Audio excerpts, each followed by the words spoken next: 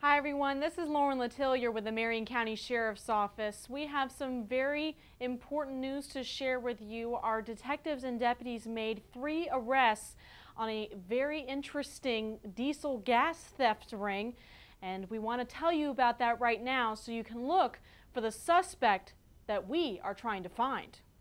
This case that we're looking at now involves some theft of some diesel fuel at different gas stations, and this is the van that's involved.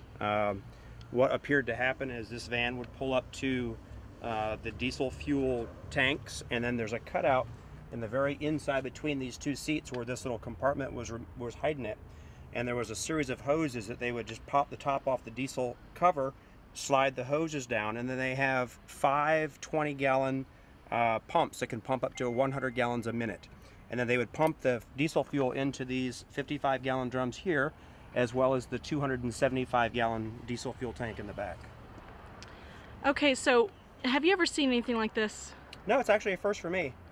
Quite ingenious actually, because they have the multiple batteries used to power the electrical pumps. They've altered the suspension on the van so that it would ride flat as opposed to riding like it had a heavy load in it. So a great deal of thought has gone into this apparatus here.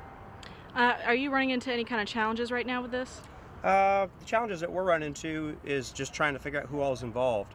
We have reason to believe that the people are from Miami, and there may be a larger scale of what they're doing with the diesel fuel. We're still in the middle of an investigation of that and exactly who all is involved. One of the issues with this particular van is that there's no registered owner on file anywhere. So we're just trying to figure out where the van's at and who it belongs to. Go ahead and show me these pumps over here. Okay. Now, what's going on here? Well, these pumps right here are run off of electricity. The batteries that were in the passenger's compartment hooked up to here, and then a jumper cable went from there to the actual vehicle's battery.